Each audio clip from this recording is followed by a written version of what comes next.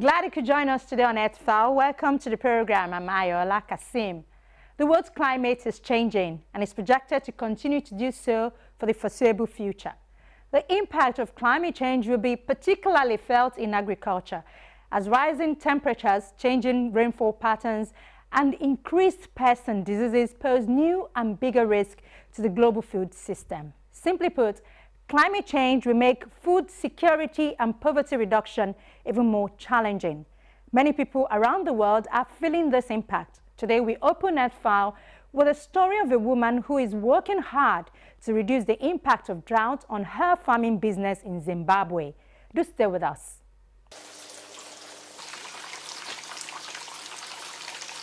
In a backyard in Zimbabwe's capital, Harare, a 50-year-old mother of two is using hydroponics to grow vegetables for some of Harare's top restaurants, defying drought and an economic crisis that have left millions needing food aid.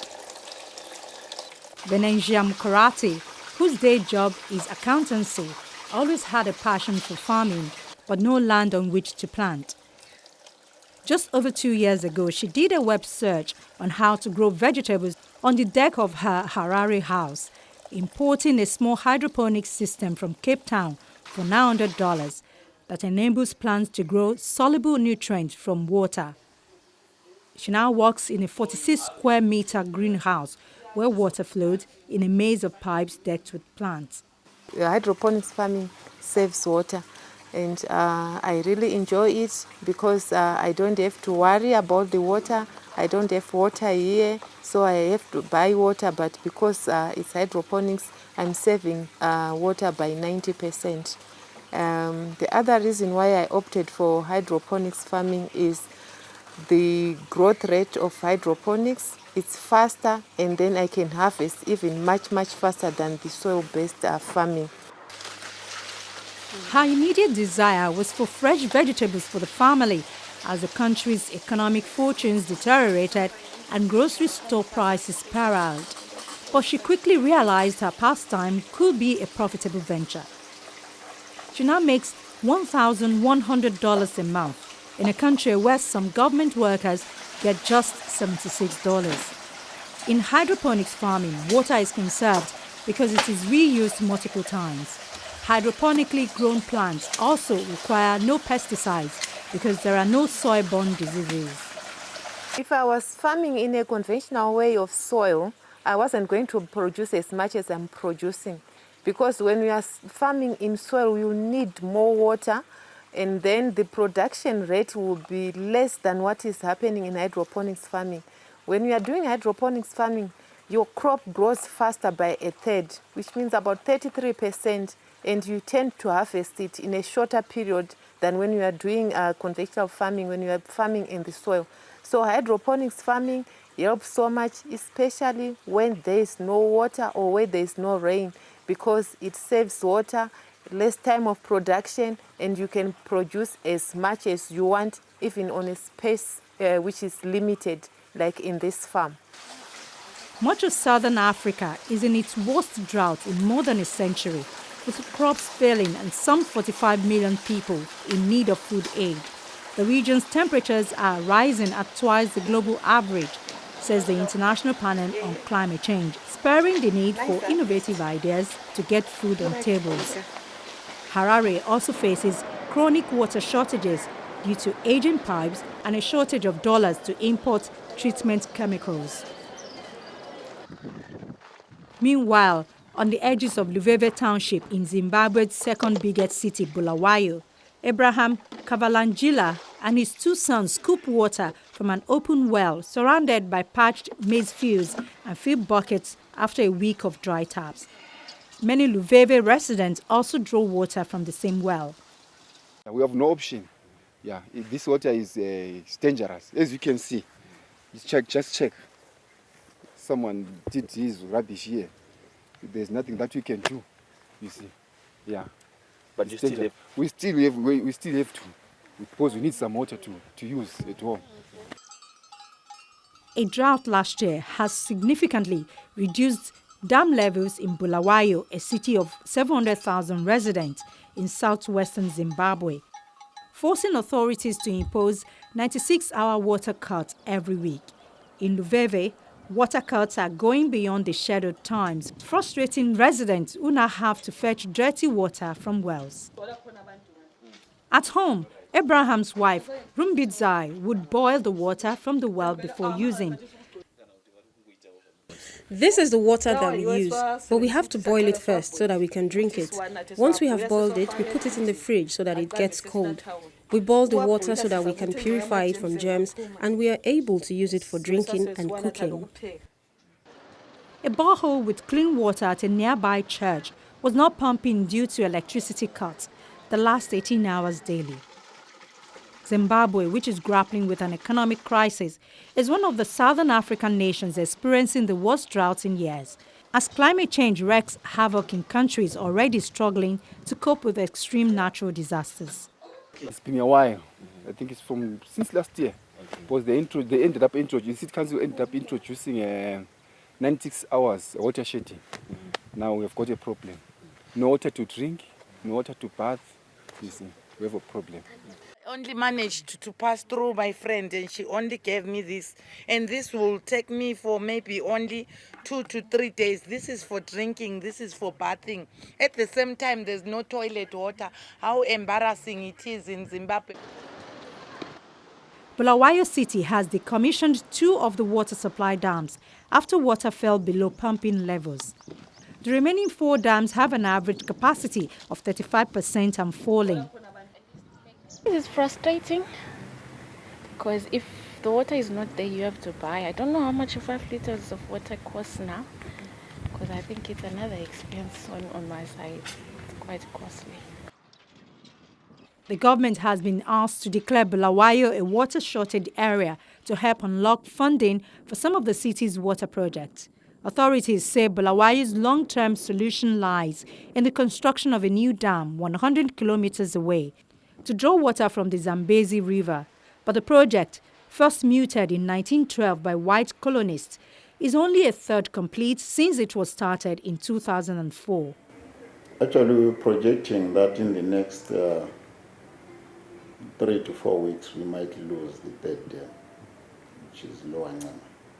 It's currently sitting just above 10% in terms of capacity. And we have also put together a paper to government for us to be declared as a water shortage area.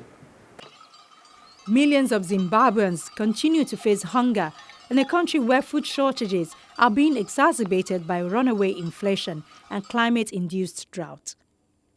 Elias Shamba, a 53-year-old farmer, says the weather has been getting hotter and drier in recent years. Last year, he managed to harvest only 6 bags of maize and lost 2 rounds of planting because of drought. When his stock of food ration ran out, he was forced to collect insects at night for the family's meals. I'm a farmer. I grow sorghum, maize and cotton.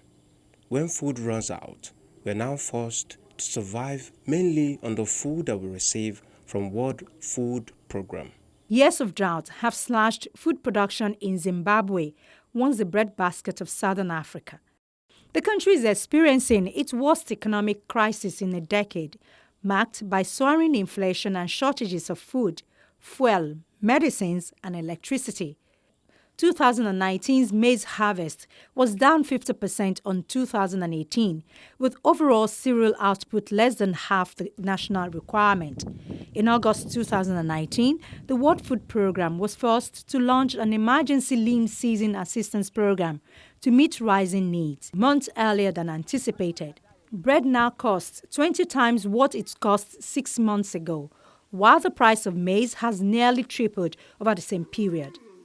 We see a factor or a combination of factors, economic downturn, climate change, and subsequent droughts that have led more than 8 million people into food insecurity.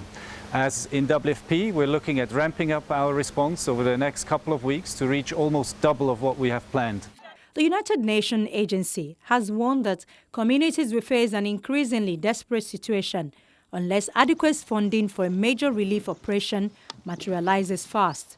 With nearly 8 million people, half the population, now food insecure, the agency is working to double the number of people it assists to 4.1 million. The World Food Programme says it needs $200 million for its emergency response in the first half of 2020 alone.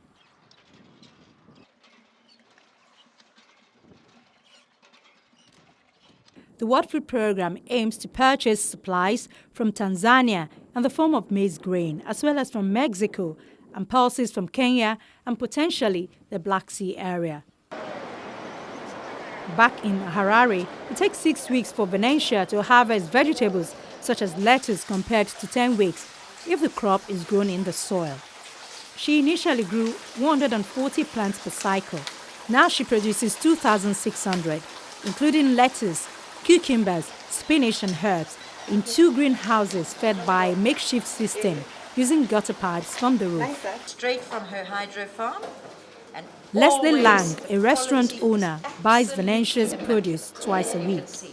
Her lettuce is of such a high quality, which I use a lot of it, so I've had her supplying me for over a year now, twice a week, in bulk amounts. She packages it beautifully. It's always amazingly fresh, has no blemishes on it whatsoever, doesn't even need me to put it into a special liquid to make sure that it's completely fumigated. It's the best lettuce I've ever had the pleasure of buying in Zimbabwe. We have a problem with water. In fact, the whole world has a problem with water. Hydroponics is very water sensitive. The amount of water used is a fraction from normal agricultural purposes. What we prefer also in the market is that the product comes with its roots on. Therefore, it has a much longer shelf life. The customer can take the product home and put it in water and it'll continue to live and to thrive. Venetia hopes to quadruple production from June by constructing bigger greenhouses on 2,600 square meters of land on the outskirts of Harare. Last year, she began training others to do the same, designing a hydroponics starter pack, which she sells for $200. The planet has lost a third of its arable land due to pollution and erosion in the past 40 years. The combined effects of overcultivation and heavy fertilizer use have depleted soil at a rate that far outpaces the Earth's natural ability to recover. Climate change and extreme weather events have accelerated erosion, exacerbating the situation. The dramatic loss of fertile land comes at a time when the demand for food is rising.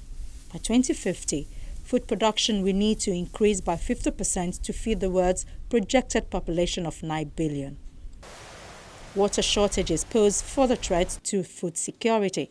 The availability of fresh water has plummeted, along with the decline in soil, shrinking by nearly 2/3 over the past 4 decades, especially in Africa.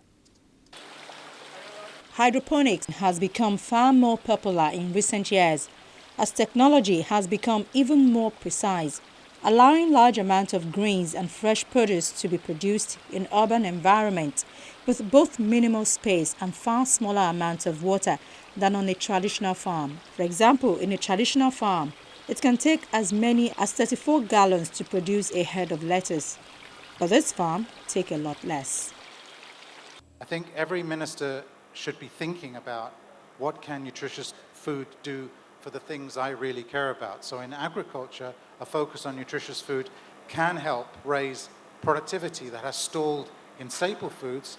Focus now on where the marginal returns might be even higher in productivity in these kinds of foods. If you're a minister of industry and you're trying to think about how do I modernize my industry sector and make it more concentrated and improve food safety, I should think very hard about nutritious food labs. I should think very hard about nutritious food, modernizing nutritious food processing facilities. So I think there are many, many win-wins. Ministries of Environment should focus on nutritious food because that's how they reduce CO2 emissions and other greenhouse gas emissions. The global challenge is to find sustainable ways to feed a growing population. The world needs a more sustainable food system, one that embeds sustainability from farm to fork. generates agricultural commodities without deforestation and habitat conversion, and restores soils and degraded areas back into natural ecosystems or into productivity. More than 70% of the African population is engaged in agriculture, yet the region spends between $30 to $40 billion annually on food import. The continent currently represents a $300 billion food market that is projected to grow to $1 trillion by 2030. Experts believe the opportunities are there, so also the challenges. Right now, we do not have consistent and reliable data on many things. Production, consumption, nutrition, diets, what we eat, we don't. So we must strengthen our capacity to connect more reliable, more good data, not just production, consumption, diets, health, nutrition must be included in our data connection. And that's government's job.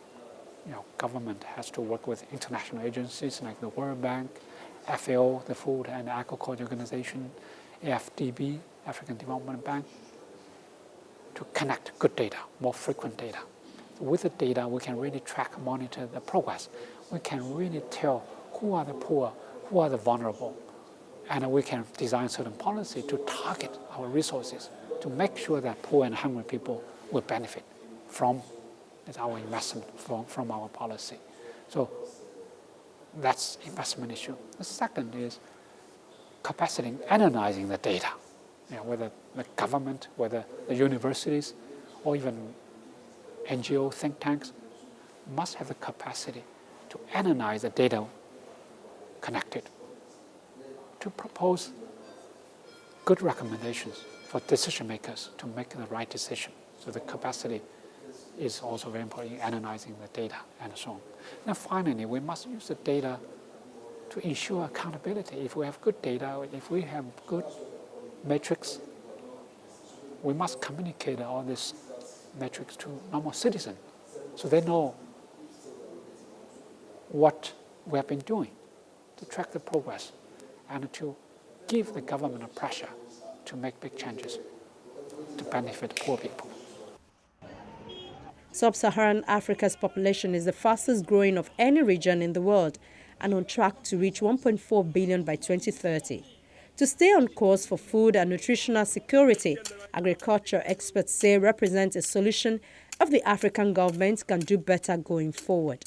The drastic rise in food prices has raised serious concerns about food nutrition security across the world. While a coordinated response is urgently needed at international and regional levels, the effectiveness of country-level response is critical for responding to the crisis.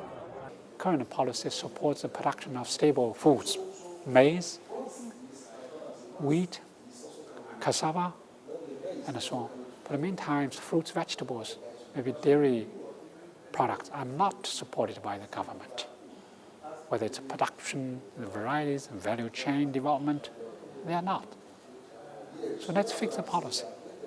Stop, or not reduce the subsidies to some stable foods, crops, and to use that money, same amount of money, to support the production of more nutritious, healthy foods. So in this case, you have a balanced diet. Yeah, some maize, some cassava, some yam, but in the meantime, and not fruits, vegetables, chicken, eggs, fish. So then you will be healthier, and probably it's also good for the environment. Given projected increases in global temperatures, which are likely to give rise to longer and more intense droughts, in addition to greater weather variability across parts of sub-Saharan Africa, the risks facing many of the world's most exposed households, those that rely on rainfall agriculture for their livelihood, are more pressing than ever. Analysis by the Africa Risk Capacity suggests that a widespread catastrophic drought in sub-Saharan Africa today could cost upwards of $3 billion in emergency assistance, which will put an unprecedented financial strain on African countries and donor countries' aid budgets. They have competing priorities. So you are asking a government to look at tomorrow, day after tomorrow, when he has issues in front of him. You have education, you have health, you have security, for example. and security is tapping more and more resources from us. But having said that, remember, African Risk Capacity, ARC, was created by the African head of states. It means they are becoming aware that something must be done. And 33 countries have signed just in 3 years, quickly.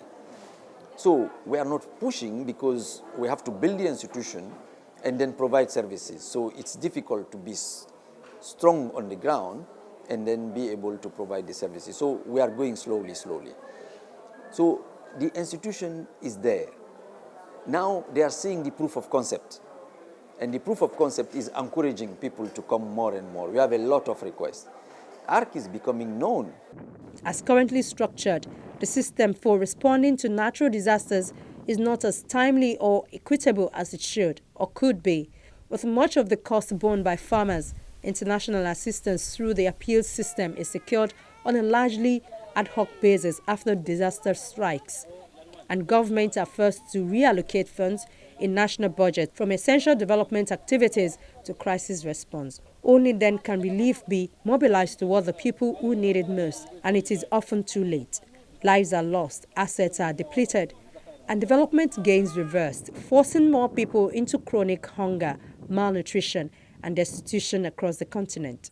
The first thing we do is to come to in a country, sensitize people, help them to understand what is disaster risk management really, and what is the risk profile of that country.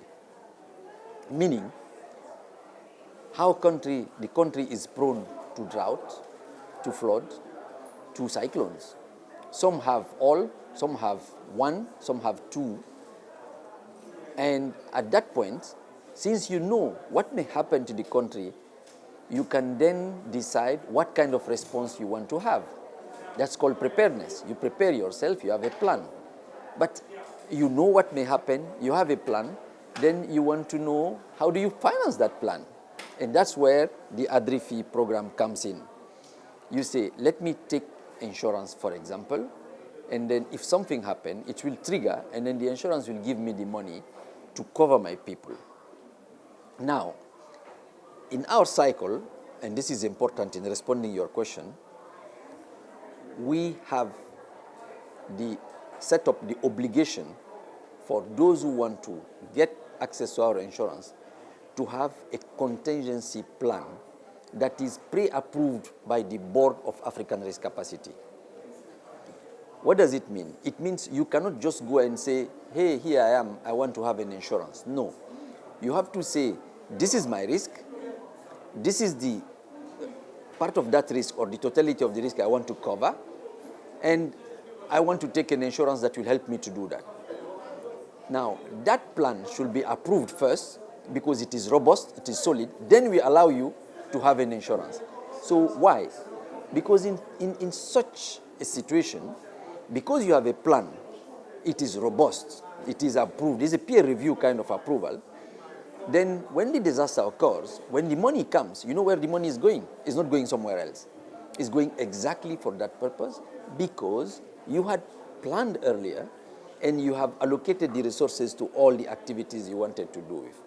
Contingent funds linked to early warning systems and appropriate contingency plans linked with credible national response mechanisms offer the best solution for delivering more effective and efficient responses to weather shocks in the short term and can facilitate longer-term investment in increasing food security, disaster risk reduction, and climate resilience.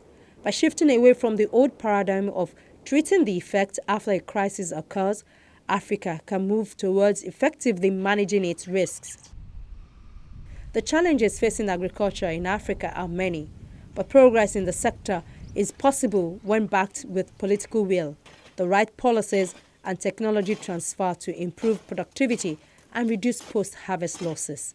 There is also the need for farmers to have access to quality seeds and, of course, land reforms that will free up lands for food production.